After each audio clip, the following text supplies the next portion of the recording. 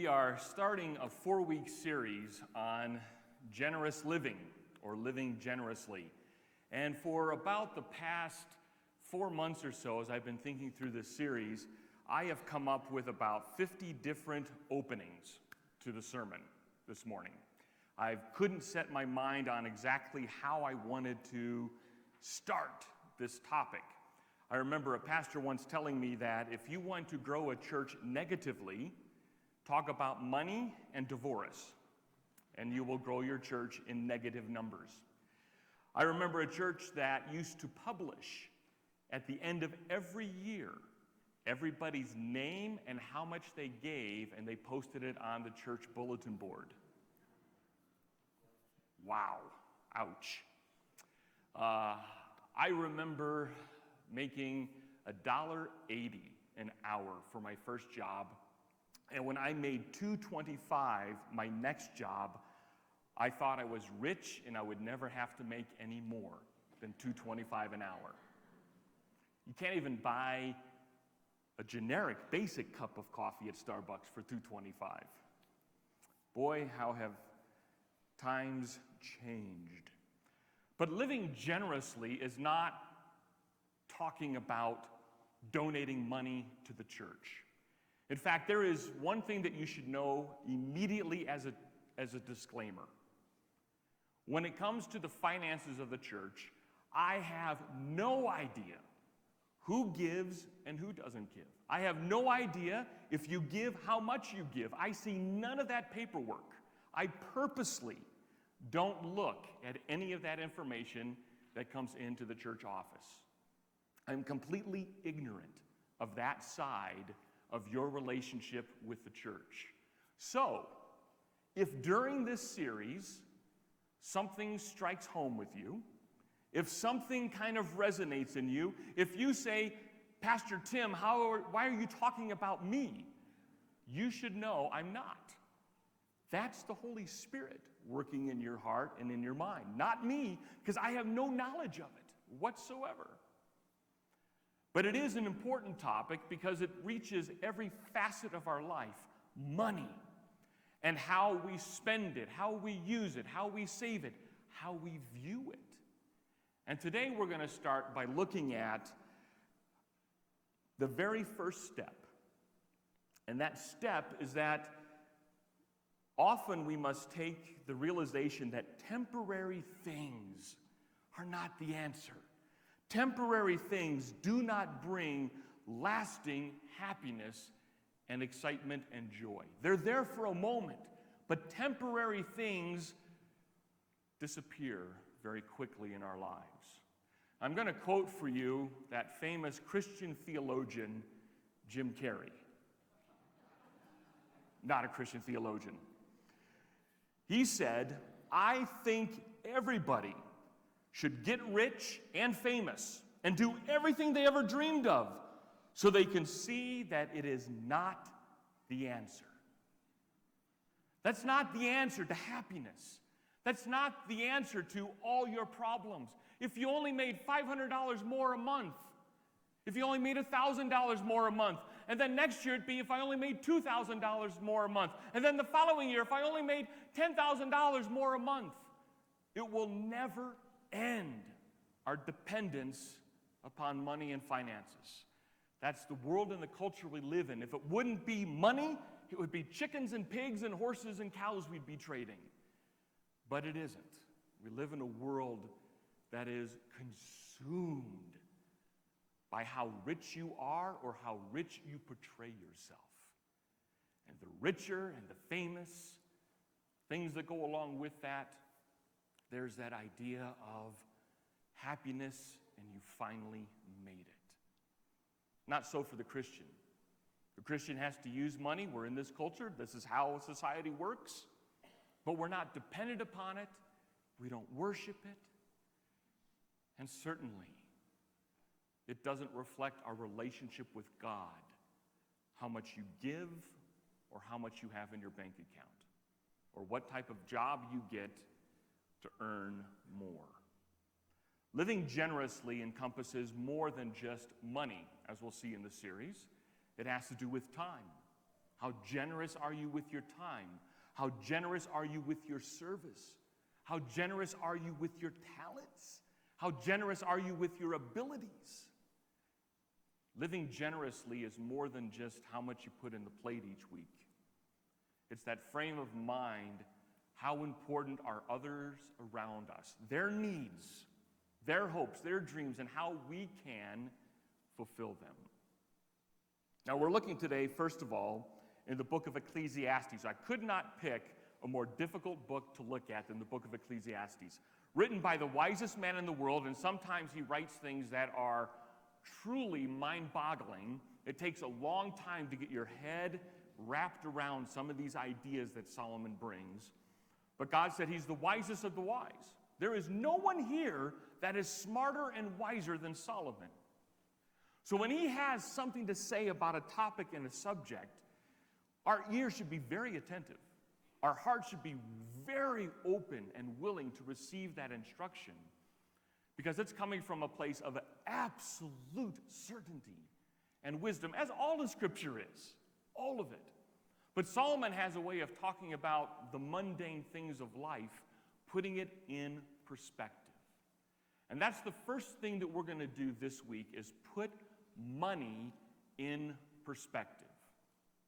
And he says lots of things about money, but we're going to be looking at chapter 5 in the book of Ecclesiastes, starting in verse 10 and 11 of chapter 5. He says, "Whoever loves money never has enough." He could stop right there and he'd be spot on. Whoever loves money never has enough. When is enough enough? When is enough simply enough? You know, it's an interesting statistic, but those that win the lottery, you think, have it made. I mean, they're winning all this money. Yes, they have to pay at least 40% in taxes, but still you're getting, several millions of dollars. The vast majority of those that come into quick money like that, in less than 7 years, file for bankruptcy because they can't handle the money.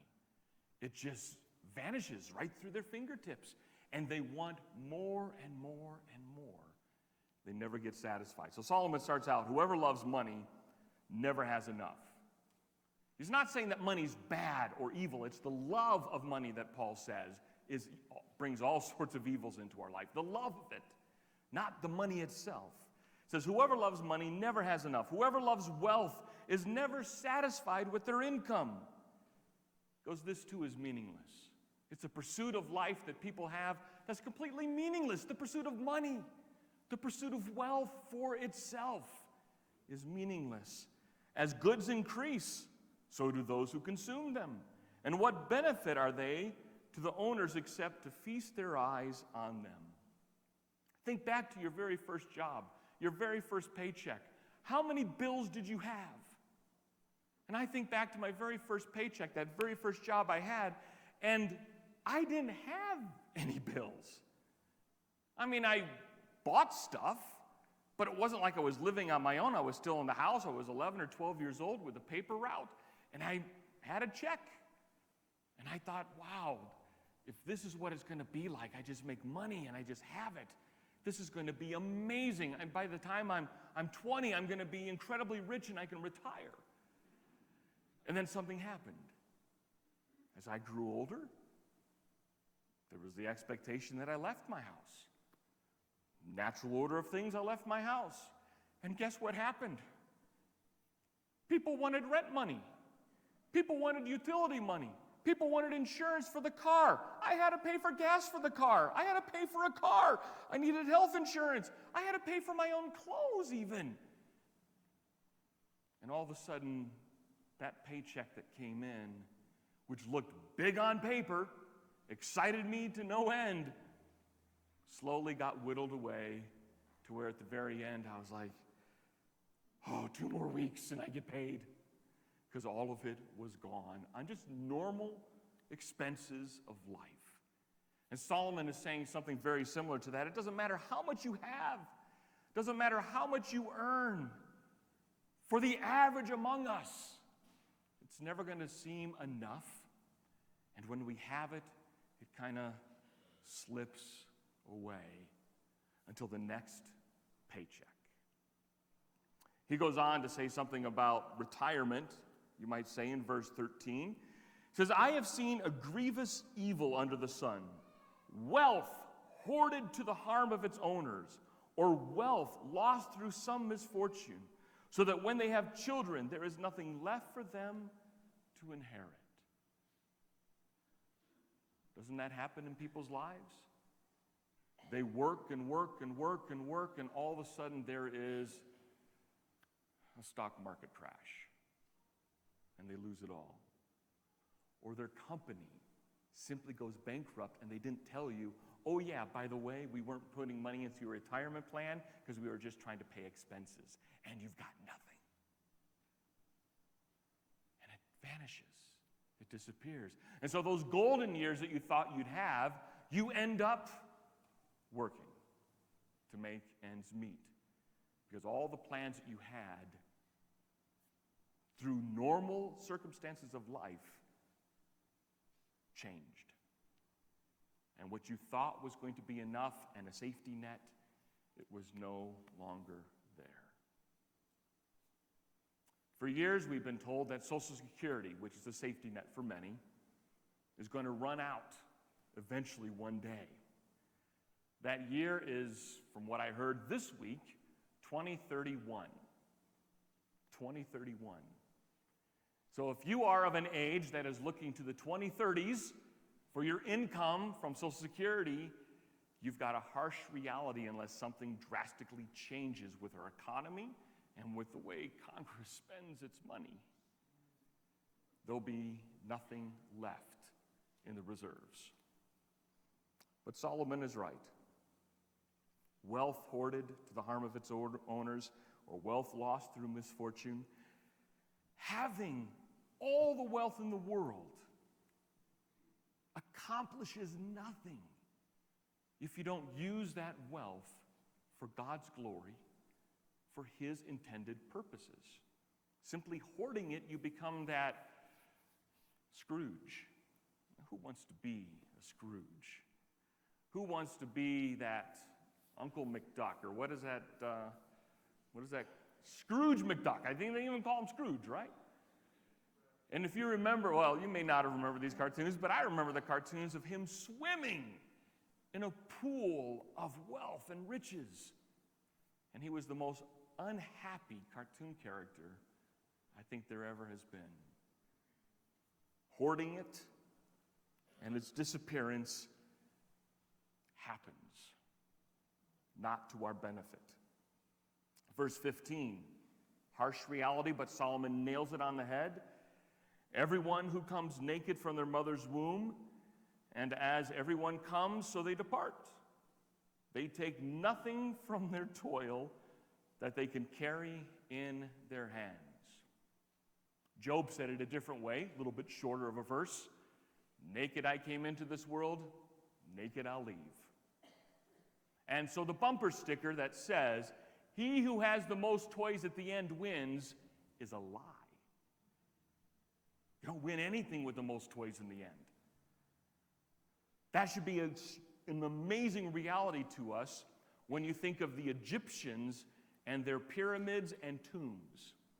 I remember as a young child going to the Field Museum in Chicago and seeing the King Tut exhibit, which had, I think, made its first round back in the 80s, or maybe even late 70s. And I remember just being incredibly mesmerized by all this gold and jewelry and all these fascinating pieces of art and how expensive it was. And here's this young King Tut who had died, and they buried everything with him. And I look back at that,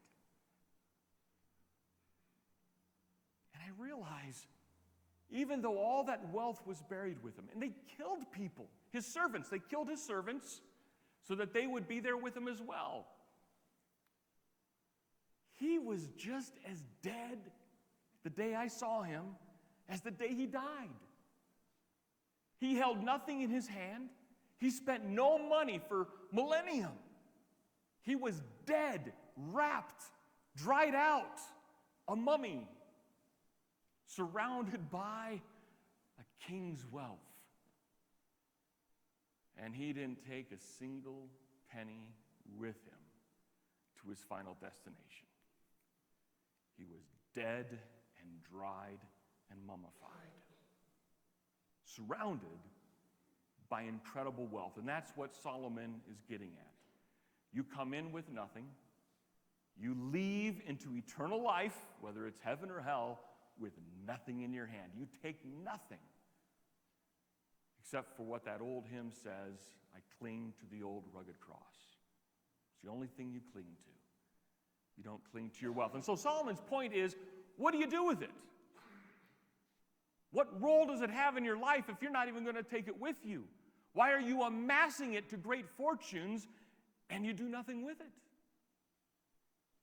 Or you do the wrong things with it, or you squander it and waste it. He says it makes no difference. You take nothing from this world. We return to dust. And I know that's a harsh reality. That's a stark truth, that we return to dust and we take nothing with us in our next life with God. He says in verse 16, this too is a grievous evil. As everyone comes, so they depart, so that what do they gain, since they toil for the wind? Now Solomon is maybe overplaying his hand a little bit and telling us all this toil and all this work and all this effort put into giving us financial freedom and security, it's like the wind. It kind of blows to and fro, and it's here one day and gone the next. But in reality, he's spot on. It comes and goes. Every 2 weeks, every month it comes, and by the end of the month, it goes. No safety, no security. In fact, Jesus says, where your heart is, that's where your treasure is.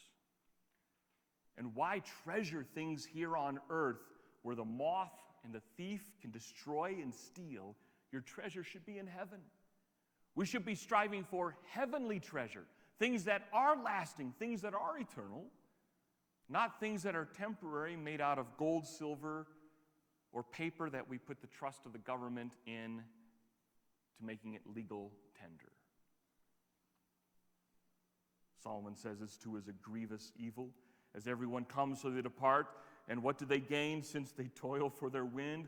All their days they eat in darkness with great frustration, affliction, and anger. He says all the money in the world doesn't change your condition, doesn't change your heart one bit. Yes, you may be able to eat fancy food. Yes, you may be able to have the best of food and the best of vacations and the best of surroundings and the best bed and the best house and the best car and the best summer homes.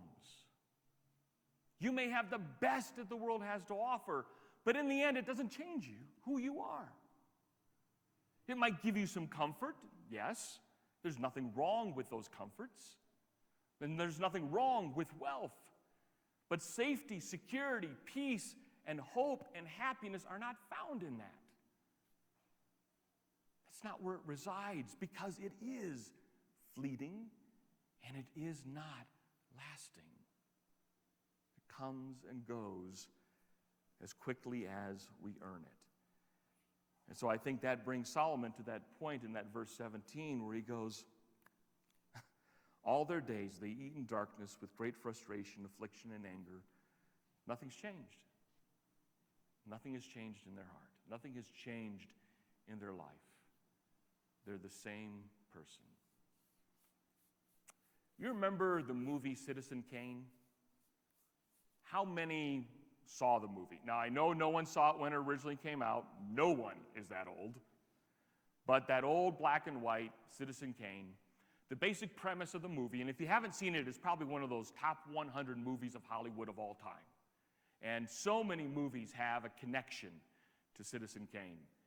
And I just totally forgot. Orson Welles. Wasn't he he was the principal in it? And it starts out with him as a little boy who grew up in a very harsh home. His father was abusive.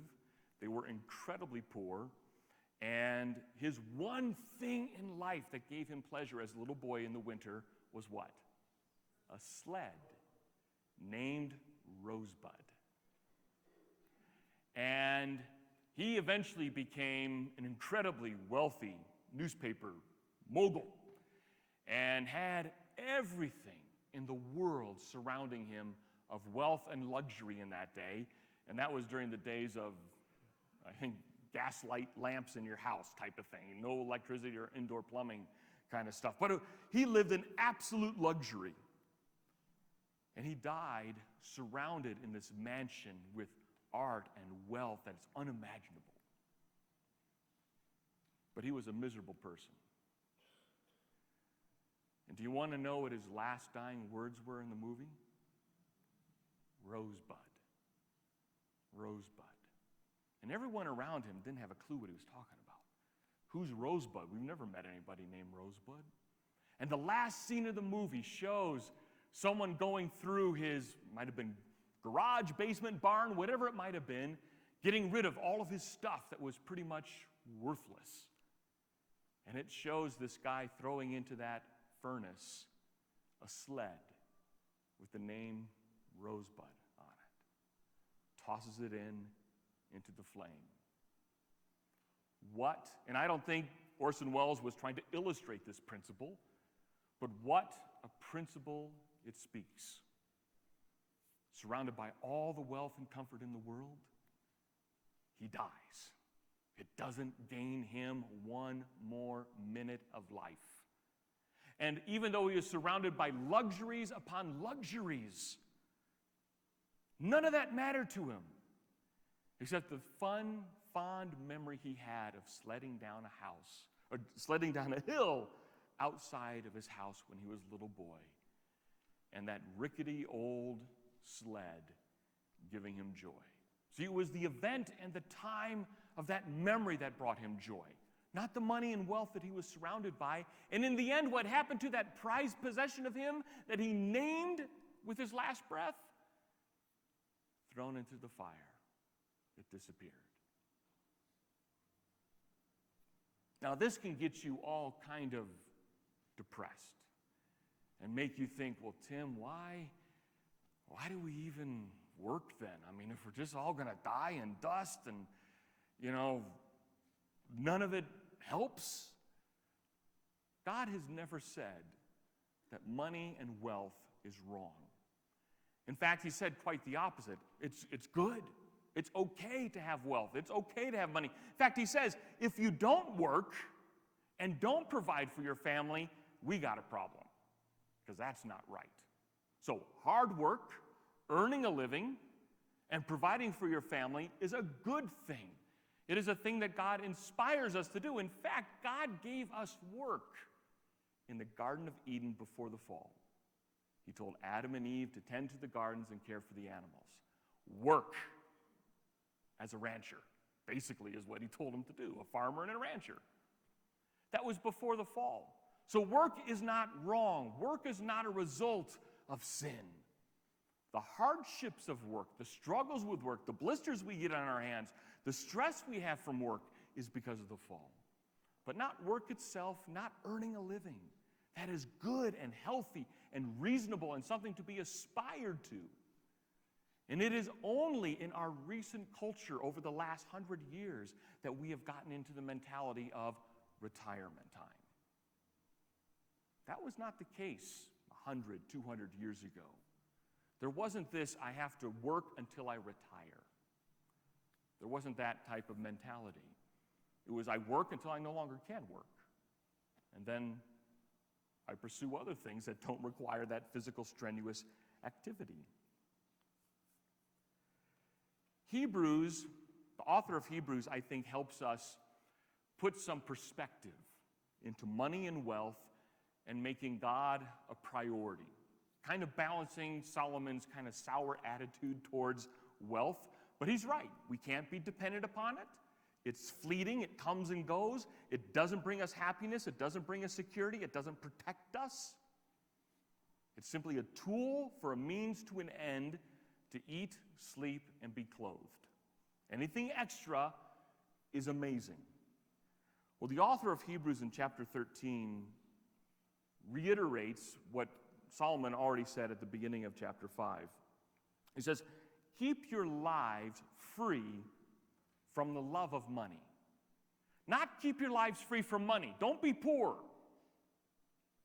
But keep your lives free from the love of money, making money a pursuit and an idol at all costs.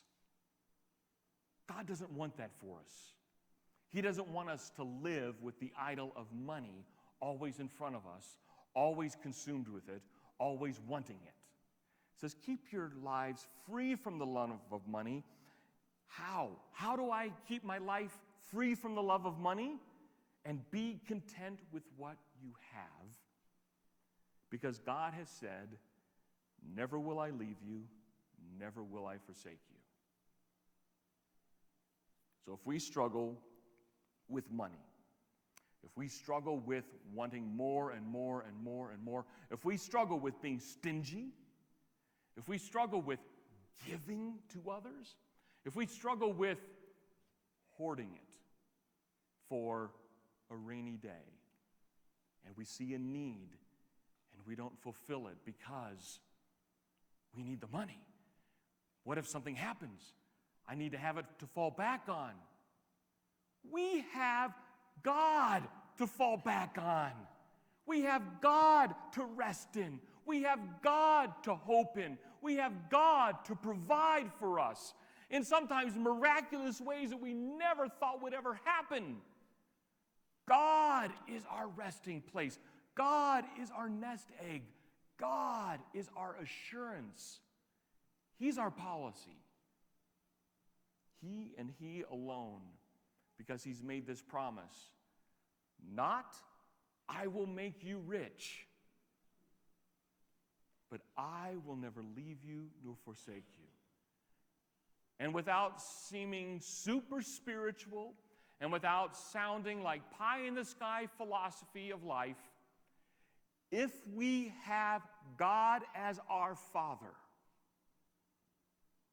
what else do we need in this life to be happy and content? If He has said, I will be your Father, I will be your God, and you will be my people, you will be my son and my daughter in my kingdom, and you have a future that is eternal bliss and praise, what else do we really need? Because He's already said, I'm going to provide the basics for you. Just like I do the birds of the sky and the animals of the ground and the lilies of the field, I'll provide for you. You'll have some basic needs met if I am your treasure. So the author of Hebrews continues in verse 6, and this is where we close today. So we can say with confidence, the Lord is my helper, I will not be afraid. What can mere mortals do to me? Because that's immediately my next thought of what about all those things out there? If I don't have all this money, if I don't have all this wealth, then what about that? All those fears can go away. All those uncertainties can be managed by God being our helper, our confidant, our confidence. If the Lord is my helper, what do we have to be afraid of? If the Lord is my shepherd, whom shall I fear? I don't have to worry about the stock market and the crashes. I don't have to worry about my health. I don't have to worry about my finances. Yes, God gives us principles to live by, and we need to be diligent with those principles. But I don't have to be consumed by them to the point where they rule how I treat others, how I treat His church, how I treat Him as a priority. So to take home this morning, 3 things. First, money will not bring lasting happiness. We have enough anecdotal stories from famous people who have gotten rich, who have lived miserable lives and committed suicide because they are so miserable in life. All right? That's a reality. Money doesn't fix who we are on the inside. God fixes who we are on the inside. God changes who we are on the inside. Jesus Christ redeems that sinful part and makes it holy. So we should put all of our effort into that relationship and not the relationship I have with my 401k plan, but Him. Number 2, if we struggle with not having enough, whatever that means to us, we should put that energy of struggle into building confidence in God. And we do this by being thankful for what we do have and not focus on what we don't have. Because when you answer that question, when is enough money, it's going to be tough for you to put a dollar figure on that because it'll change once you get comfortable to that dollar figure. It will change. So instead of putting all that energy and effort and worry into not having enough, if we put that energy into fostering a relationship with God as my helper, and I'm thankful for what He gives, I think a lot of that worry and frustration, anxiety, fear of the future, and that envy and jealousy of what others have and I don't, it can disappear over time because I'm building a relationship that matters with God instead of a relationship with money that's going to disappoint in the end. And lastly, I quote Hebrews again, chapter 12 and verse 28. Therefore, since we are receiving a kingdom that cannot be shaken, let us be thankful. And so worship God acceptably with reverence and awe. God, even in this very moment, is illustrating to us how much He's given us. He's given us His only Son, hasn't He? To die on our behalf, to be raised again on our behalf, to live a holy life on our behalf. And in this table, it represents the costliness of the Savior's life. If we ever doubt, is God my helper? Does God care about me eating and having clothes and having a house? All we have to do is remind ourselves, and we can do it monthly right here. Yes, He cares so much about us that it's more than just wanting to fill our bank account. He wants to fill our heart with the love and power of the resurrection and the cross of Jesus Christ. Shouldn't that be our priority? Shouldn't that be our focus? Shouldn't we strive and put energy into that relationship instead of a relationship with a bunch of numbers that can change like that? There is no guarantee that the dollar we had in our bank account yesterday will be there tomorrow for us. But there is a 100% guarantee that the God who redeemed us from every sin is not only there with us yesterday, but here with us today, and here with us for every tomorrow we ever have. So to start living generously starts with that very first principle. What's my priority? If God is my priority and not gaining wealth and keeping it to myself, we will begin to have lives that reflect generosity in every area, not just with money, but in every area. So if you struggle with generosity, if you struggle with helping someone in need financially, if you struggle helping the church financially, if you struggle giving of your times and talents and service, then that's where we start. What's my priority? The cross and what it represents, or my bank account and the numbers in it? As I pray, I'm going to ask some of the elders to come up, and we're going to remind ourselves of this thankful meal of the sacrifice and costliness that God gave to us so that we might be thankful for what we have.